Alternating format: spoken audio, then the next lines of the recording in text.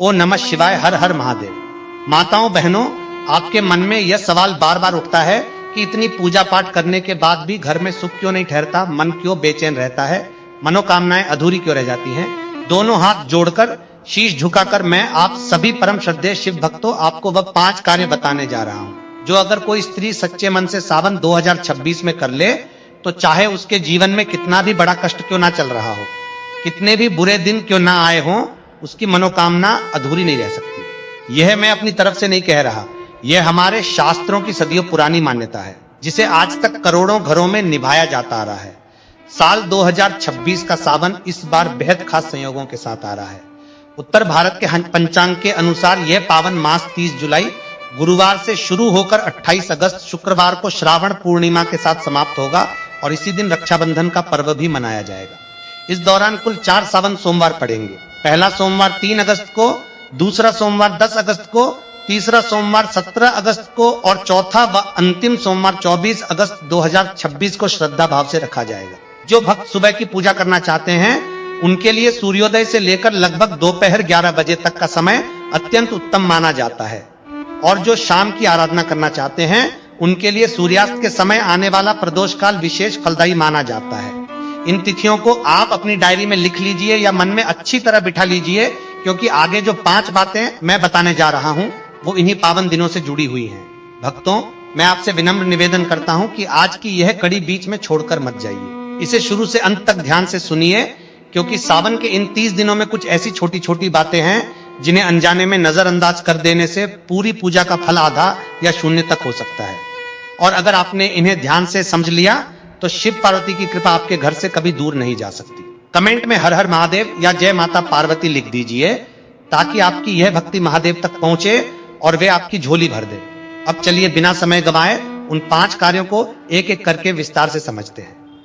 सबसे पहला कार्य, सावन के महीने में सही और शुभ रंग के वस्त्रों का चुनाव करना। यह सुनने में बेहद मामूली बात लगती है, लेकिन शास्त्रों की मान्यता कहती है कि हमारे पहनावे का सीधा असर हमारे मन और हमारी ऊर्जा पर पड़ता है। सावन का महीना चारों तरफ फैली हरियाली, प्रकृति के श्रृंगार, अटूट प्रेम और अखंड सौभाग्य का प्रतीक माना जाता है। इसीलिए इस समय हरे, पीले, गुलाबी, लाल, सिंदूरी और नारंगी जैसे चमकीले और मंगलकारी रंगों को पहनना बेहद शुभ बताया गया है। ये रंग देखने में जितने सुंदर लगते हैं उतनी ही सकारात्मक ऊर्जा और उमंग भी मन में भर देते हैं, लेकिन इसके विपरीत काले और सफेद रंग से इस पूरे महीने परहेज करने की सलाह दी जाती है। हमारी परंपरा में काला रंग शनिदेव और राहु केतु से जुड़ा माना जाता है, जो प्रकाश को सोख लेता है और मन में उदासी, चिड़चिड़ापन और बेचैनी को बढ़ावा दे सकता है। वहीं सफेद रंग, जो सामान्य दिनों में पवित्रता और शांति का प्रतीक है, हमारी लोक परंपराओं में शोक और वियोग से भी जोड़कर देखा जाता है। और चूंकि सावन में हम भगवान शिव और माता पार्वती के दिव्य वैवाहिक स्वरूप की, उनके दाम्पत्य सुख और सौभाग्य की पूजा करते हैं, इसलिए विशेष रूप से सोमवार के दिन जब भी आप मंदिर जाएं या घर में व्रत रखें तो हरे या पीले रंग के साफ सुथरे वस्त्र ही पहनने की कोशिश करें। मान्यता है कि ऐसा करने से मन शांत रहता है, ध्यान एकाग्र होता है और महादेव की कृपा जल्दी प्राप्त होती है। जो स्त्रियां इस छोटी सी बात का ध्यान रखती हैं, उनके बारे में कहा जाता है कि उनके सौभाग्य में, उनके सौंदर्य में और उनके दाम्पत्य जीवन में एक अलग ही निखार आता है। अब बात करते हैं दूसरे कार्य की, जो शायद सबसे ज्यादा नजरअंदाज किया जाने वाला नियम है। सावन सोमवार के दिन बालों को न धोना और सिर में तेल न लगाना। भक्तों, जरा सोचिए, हम सुबह उठकर स्नान तो कर लेते हैं, लेकिन जल्दबाजी में सिर धो लेते हैं, बाल में तेल लगा लेते हैं, यह सोचकर कि यह तो रोज का काम है। लेकिन परंपरा के अनुसार सावन सोमवार का दिन पूरी तरह भगवान आशुतोष को समर्पित होता है और इस दिन तप, संयम और आत्मिक शुद्धि को प्राथमिकता दी जाती है। बालों को धोना और तेल लगाना शारीरिक श्रृंगार और सांसारिक मोह से जोड़ा जाता है, जबकि व्रत का दिन इन सबसे ऊपर उठकर ईश्वर की भक्ति में लीन होने का दिन माना जाता है। इसलिए सुबह सूर्योदय से पहले साफ जल से स्नान कर लेना चाहिए, स्वच्छ वस्त्र धारण कर लेने चाहिए, लेकिन बालों को धोने और तेल लगाने से उस दिन बचना चाहिए। खासतौर पर जब आप शिवालय जाकर तांबे या पीतल के लोटे से भगवान शिव को जल अर्पित करने जाएं, तब यह ध्यान रखिए कि बाल खुले और बिखरे हुए न हो, क्योंकि खुले बालों को परंपरा में शोक और उग्रता का प्रतीक माना जाता है। और गीले या तेल लगे बालों से बूंदें अगर मंदिर के फर्श पर या शिवलिंग के पास गिर जाएं तो इसे अपवित्रता माना जाता है। यह कोई अंधविश्वास नहीं, बल्कि यह एक अनुशासन है जो हमें दिखाता है कि सावन सोमवार का दिन केवल एक और आम दिन नहीं है, बल्कि यह मन और शरीर दोनों को संयम में बांधने का दिन है। जो स्त्रियां इस नियम का पालन करती हैं उनके बारे में मान्यता है कि उनका व्रत पूर्ण फल देता है और उनके मन में एक अलग ही शांति और स्थिरता बनी रहती है। तीसरा कार्य जुड़ा है हमारे खान पान से और यह उतना ही महत्वपूर्ण है जितने ऊपर बताए गए दोनों कार्य। सावन के पूरे महीने में मांस, मछली, अंडा, शराब और यहां तक कि भोजन में प्याज, लहसुन जैसी चीजों से भी दूरी बनाने की परंपरा है। ऐसा क्यों कहा जाता है? क्योंकि सावन का महीना आत्म संयम और तपस्या का काल माना जाता है और मान्यता है कि तामसिक भोजन शरीर और मस्तिष्क में आलस्य, चिड़चिड़ापन और अशांति को जन्म देता है, जिससे पूजा में मन नहीं लग पाता। इसकी जगह इस महीने में ताजे फल, गाय का शुद्ध दूध, स्वच्छ जल, साबूदाने की खीर, भुनी हुई मूंगफली, कुट्टू का आटा और सादे नमक की बजाय सेंधा नमक का सेवन करने की सलाह दी जाती है। जो माताएं बहनें सावन सोमवार का व्रत रखती हैं उनके लिए यह सात्विक भोजन शरीर को हल्का और मन को स्थिर रखने में मदद करता है। लेकिन इस कार्य का एक और बेहद जरूरी पहलू है जिसे अक्सर लोग भूल जाते हैं और वह है व्रत रखते हुए अहंकार से बचना।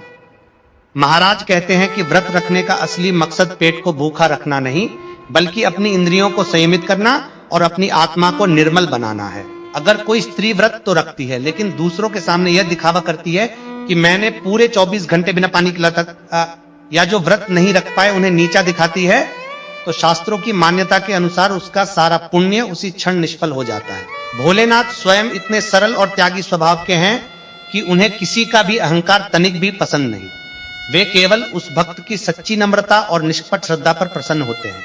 इसलिए सात्विक भोजन के साथ साथ सात्विक विचार और नम्र स्वभाव अपनाना भी इस तीसरे कार्य का उतना ही जरूरी हिस्सा है। अब आता है चौथा कार्य जो शायद सबसे ज्यादा गहराई मांगता है और वह है अपनी वाणी और अपने विचारों को शुद्ध रखना। भक्तों, ध्यान से समझिए, सावन का महीना केवल बाहरी नियमों का पालन करने का महीना नहीं है बल्कि यह हमारे भीतर की सच्चाई को उजागर करने का महीना भी है। इस पावन काल में झूठ बोलना बहुत बड़ा दोष माना जाता है क्योंकि असत्यवाणी हमारी आत्मिक पवित्रता को भीतर से खोखला कर देती है। इसी के साथ किसी को ताना मारना, किसी की गरीबी का मजाक उड़ाना, कटु शब्द कहना या क्रोध में आकर किसी का दिल दुखाना, यह सब इस पवित्र महीने में पूरी तरह वर्जित माना जाता है। सोचिए, जब किसी तड़पते हुए दिल से एक आह निकलती है तो लोक मान्यता कहती है कि वह आपके महीनों के तप और पुण्य को पल भर में मिटा सकती है।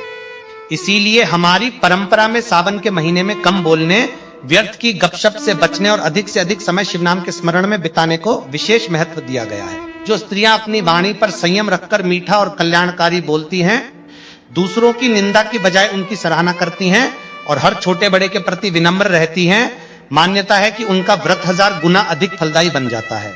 क्योंकि झूठ बोलने वाले और कठोर वाणी बोलने वाले भक्तों से महादेव कभी प्रसन्न नहीं होते, ऐसा शास्त्रों में कहा गया है। तो इस सावन अपने भोजन के साथ साथ अपनी भाषा और अपनी सोच को भी गंगाजल जैसा निर्मल रखने का संकल्प लीजिए। और अब बात करते हैं पांचवें और सबसे विस्तृत कार्य की, जो सीधे तौर पर शिव पूजा की विधि और नियमों से जुड़ा है। इसमें कई छोटी छोटी लेकिन बेहद महत्वपूर्ण बातें शामिल हैं, तो ध्यान से सुनिए।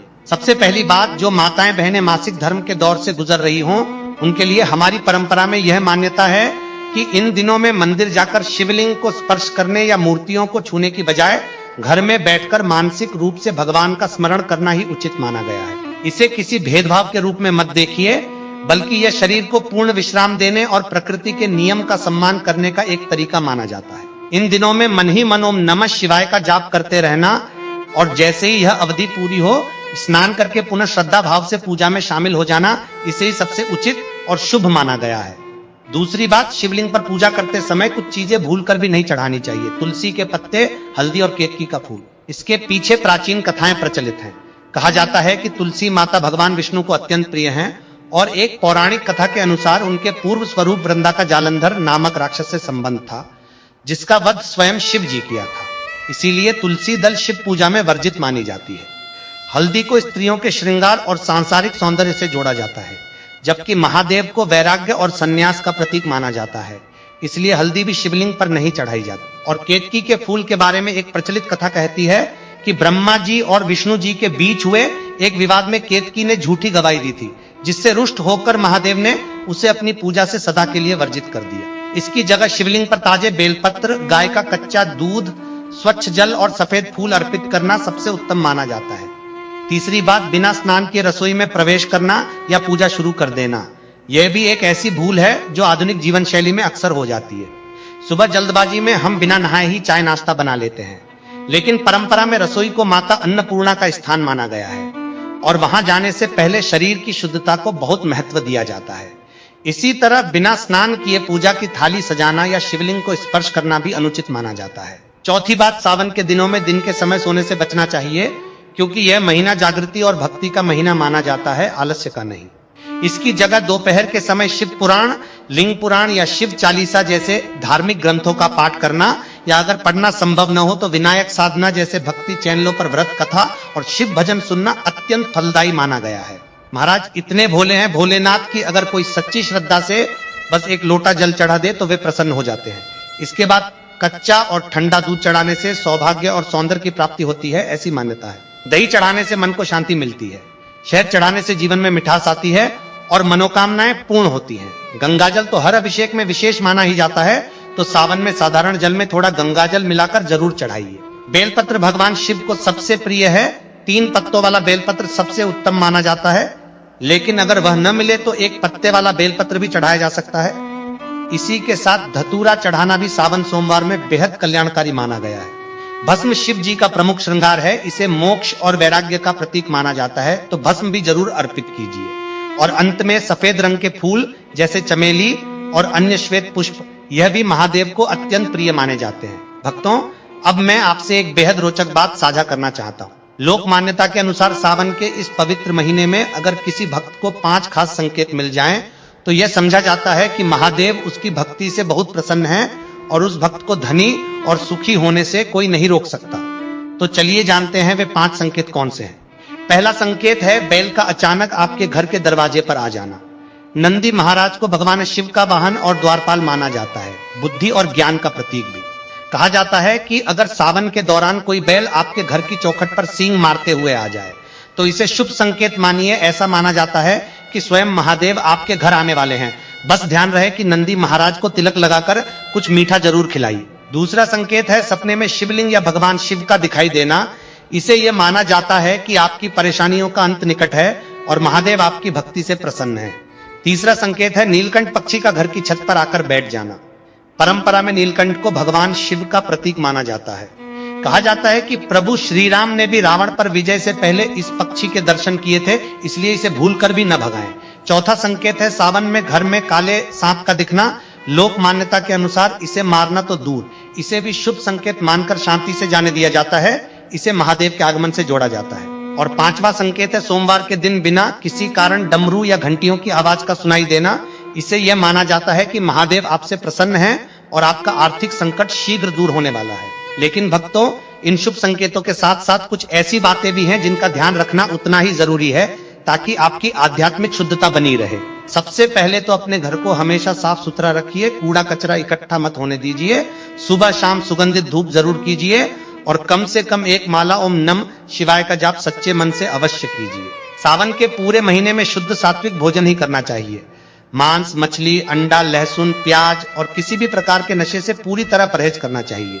व्रत के दिन फलाहार करना सबसे उत्तम माना जाता है और अगर वह संभव न हो तो कम से कम एक समय सात्विक भोजन जरूर लीजिए। भोजन बनाते समय भी शुद्धता का ध्यान रखिए। देसी घी या सरसों के तेल का ही प्रयोग कीजिए।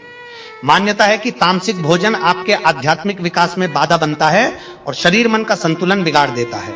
इसलिए इस मौसम में खान पान को लेकर विशेष सतर्कता बरतनी चाहिए, क्योंकि सावन में हमारा पाचन तंत्र वैसे भी धीमी गति से काम करता है। एक और बात जो बहुत महत्वपूर्ण है वह यह कि अगर आपने 4 सोमवार व्रत का संकल्प लिया है तो उसे बीच में अधूरा मत छोड़िए। अगर लगे कि 4 सोमवार करना मुश्किल है तो शुरुआत में ही जितने सोमवार आप निभा सकते हैं उतने का ही संकल्प लीजिए। बाद में इच्छा हो तो बढ़ा भी सकते हैं। जरूरी नहीं कि हर बार संकल्प ही लिया जाए। आप मन ही मन यह भी ठान सकते हैं कि जितना मुझसे हो पाएगा उतना श्रद्धा से करूंगा। इस भाव के साथ अपने आचरण को पवित्र रखते हुए बिना किसी का दिल दुखाए व्रत को धारण करना चाहिए।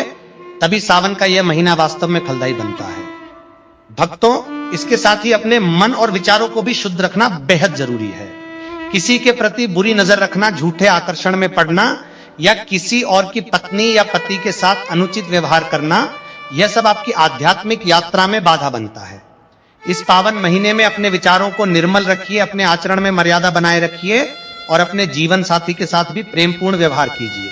घर परिवार में झगड़ों और नकारात्मक बातचीत से बचिए और दूसरों की पंचायत में पढ़ने से भी परहेज कीजिए, क्योंकि इससे नकारात्मक ऊर्जा हमारे भीतर घर कर जाती है। झूठ का सहारा लेकर कोई काम मत कीजिए, क्योंकि सावन का महीना आत्मशुद्धि और आध्यात्मिक कायाकल्प का महीना माना जाता है। यह परमात्मा से जुड़ने का सबसे उत्तम समय है। तो भक्तों, आज हमने जाना कि सावन सोमवार की पूजा में शिवलिंग पर तुलसी पत्र, केतकी का फूल, सिंदूर, शंख से जल और टूटे हुए चावल बेलपत्र भूलकर भी नहीं चढ़ाने चाहिए। साथ ही हल्दी से भी परहेज करना चाहिए। इसकी जगह शुद्ध जल, कच्चा दूध, दही, शहद, गंगाजल, बेलपत्र, धतूरा, भस्म और सफेद फूल अर्पित करने से महादेव शीघ्र प्रसन्न होते हैं। साथ ही वे 5 शुभ संकेत भी जाने जो यह दर्शाते हैं कि महादेव आपकी भक्ति से खुश हैं। इस सावन 2026 में 30 जुलाई से 28 अगस्त तक चलने वाले इस पावन महीने में और खासकर 3, 10, 17 और 24 अगस्त के इन 4 सोमवारों में इन बातों को ध्यान में रखते हुए सच्चे मन से शुद्ध आचरण के साथ भोलेनाथ की आराधना कीजिए। विश्वास मानिए, चाहे जीवन में कितना भी बड़ा कष्ट क्यों न हो, कितने भी बुरे दिन क्यों न चल रहे हों, अगर श्रद्धा सच्ची है और आचरण शुद्ध है तो महादेव और माता पार्वती की कृपा से मनोकामना अधूरी नहीं रह सकती। और अंत में अपने घर के वातावरण को भी पवित्र रखना इसी 5वें कार्य का हिस्सा है। रोज सुबह स्नान के बाद मुख्य द्वार पर स्वच्छ जल या गंगाजल का छिड़काव करना, हल्दी कुमकुम से स्वास्तिक बनाना और सोमवार के दिन घर में कपूर लौंग की धूनी देना। इससे घर से नकारात्मकता दूर होती है, ऐसी लोक मान्यता है। साथ ही घर में टूटे फूटे बर्तन, बंद पड़ी घड़ियां या पुराने जूते चप्पल जमा ना होने दें, क्योंकि परंपरा में इन्हें राहु केतु के प्रभाव से जोड़ा जाता है, जिससे पूजा करने के बाद भी घर में बरकत रुक सकती है। भक्तों, यही वे 5 कार्य हैं जो अगर कोई स्त्री इस सावन 2026 में पूरी श्रद्धा से निभा ले। सही रंग के वस्त्र पहनना, सोमवार के दिन शारीरिक शुद्धता के साथ आंतरिक संयम रखना, सात्विक भोजन और नम्र स्वभाव अपनाना, अपनी वाणी को शुद्ध रखना और शिव पूजा के विधि विधानों का सम्मान करना, तो मान्यता है कि चाहे उसके जीवन में कितनी भी बड़ी परेशानी क्यों न चल रही हो, चाहे कितने भी बुरे दिन आए हो, महादेव और माता पार्वती की कृपा से उसकी मनोकामना अधूरी नहीं रह सकती। यह कोई जादू नहीं है, यह अनुशासन है, श्रद्धा है और अपने भीतर की सात्विकता को जगाने का एक तरीका है। जब कोई स्त्री अपने मन, वचन और कर्म को इस तरह पवित्र बना लेती है तो स्वाभाविक रूप से उसके घर में शांति आती है, उसके रिश्तों में मिठास आती है और उसके जीवन के अधूरे सपने पूरे होने लगते हैं। तो माताओं बहनों, इस बार का सावन सिर्फ एक और सावन मत बनने दीजिए, इसे अपने जीवन को बदलने का एक अवसर बनाइए। 3 अगस्त से शुरू होकर 24 अगस्त तक चलने वाले इन 4 सोमवारों में इन 5